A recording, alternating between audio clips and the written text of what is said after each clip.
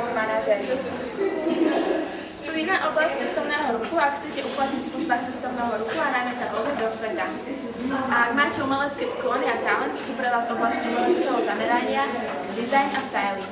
Milí žiaci, našu školu vás budú sprevádzať naši spolužiaci, ktorí tu čakajú len na vás. Prajem vám príjemnú prehliadku našej školy, oboznámite sa s našimi úsmechmi a mimoškolskej činnosti a zabavíte sa na rozprávke, ktorú nám pripravili naši herci. Ešte raz dovolte, aby sme vás privítali v strednej odbornej škole podnikania. Ale no, bojím pošlo. Treba keby náhodou posadil. Dobre.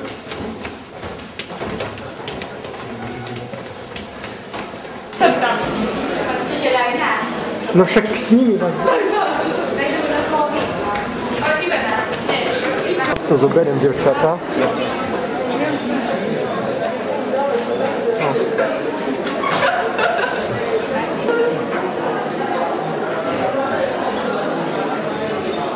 Hej.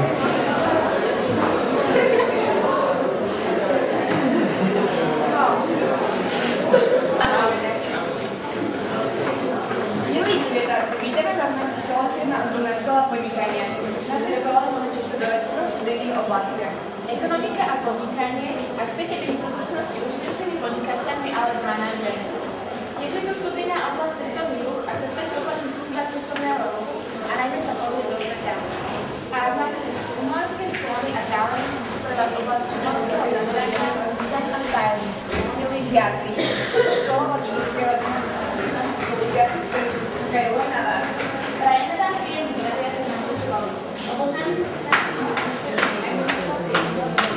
zabavíte sa sa odohrávajú v krajine rozprávkovo. Tak počúvajte. Kde bolo, tam bolo, kde sa voda sypala a piesok sa lial, za 7 horami a 7 riekami bola čarovná krajina rozprávkovo. Vládla tam dobrá kráľovna s kráľom. Boli tam dobré víly, ale aj dobrí škriatkovia. A čo je najdôležitejšie, dospeláci tam nesmeli. Preto v kráľovstve vládol pokoj a poriadok. Všetci viete, Pani kráľovná, prichádzam so sťažnosťou. Pozrite na moje líce. Chcel som nežne poboskať šípkou rúženku a zobudiť ju zo storočného spánku boskom. No namiesto toho som dostal poriadne za ucho.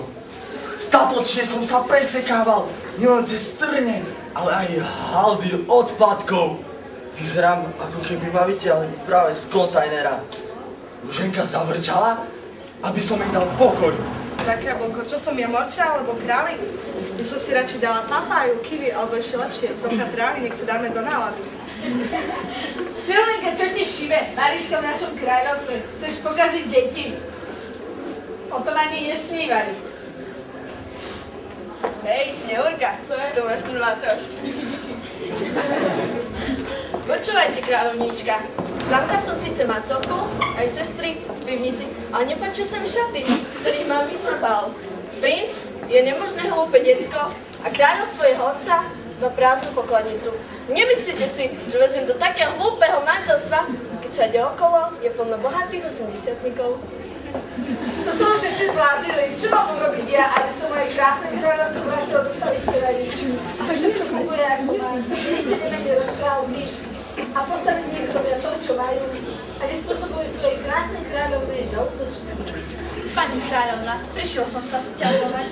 Všetko sa v našom kráľovstve mení. No predstavte si, trpazlíci vodia návštevníkov do bane, kde im ukazujú falošné zlato a vyberajú poplatky za kopanie zlatej žily. A tá hlúpa čarodejnica odletela na svojej metle na Venušu, kde chce založiť cestovnú kanceláriu. A vily Tie sa rozbehli zarábať ako brušné tanečnice a ja chcem konečne zmenu. Už nechcem byť malým Jankom Hráškom, ale obrom Janom Hráchom. Drahá pani kráľovna, v dospeláckom svete je totálny nedostatok mladých panien, ktoré by obetovali svoju krv pre moju krásu. Ale počula som o nejakej transfúzke, tak aj krvi dosť. Grovka, my si myslíte, že nejde vám do starosti a nie to, že je nejaká transfúzka. Radšej mi dámy povedzte, čo sa to v tom rozprávkove deje. Kráľovna, na našich potulkách svetom sme zistili, čo je príčinou všetkého toho chaosu v našom rozprávku. Do nášho kráľovstva prenikli dospeláci. Rozhodli sa zmeniť príbehy a rozprávky. Lebo vraj už nie sú iní. Problém je, že sú mazaní, vedia podplácať a ukecať ľudí. Bude ich veľmi ťažké vyňať z nášho kráľovstva. Konečne, aspoň niekto bude schopný.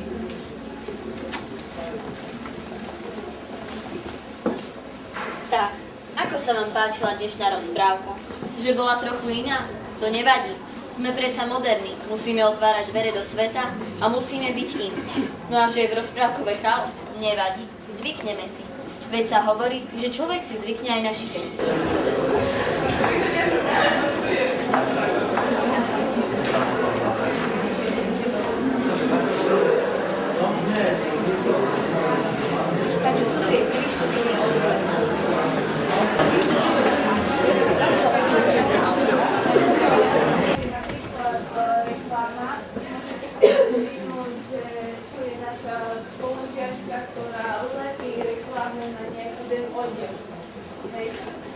Ďalej naši žiaci praxujú v galeriách, praxujú v tlačiarniach paper, ktoré vyrábajú nejaké takéto brožúrky. Praxujú v písnej profile, je to nová prevádzka tohto roku. Praxujú naši žiaci aj v hoteloch, napríklad konkrétne do Hotel Lineas, kde sa praxuje na recepcii, kde pôjdete v kontakte so zahraničnými turistami, ale aj s našimi. Dozviete sa niečo nové, ako to funguje. V tomto hoteli sa praxuje aj na obsluhe, čiže dôjdete zase inému kontaktu ku zákazníkovi a praxuje sa tam aj na ubytovaní, čiže zistíte, ako to funguje na ubytovaní. Ďalej také zaujímavé sú muzeá. Poviete si, že čo tak v muzeu robiť. Chodíte tam so sprievodcom, bo myslíte to využiť, môžete byť ako sprievodca. Ďalej je tu zahraničná prax, o ktorej vám poviem bližšie spolužiačka. To, že zahraničná prax do Grécka a na Cyprus. Je to aj trojtýždenná prax v Poľsku, v Krosne, kde si žiaci môžu vyskúšať žiačky, ktoré tam pracovali. Prax v Poľsku napríklad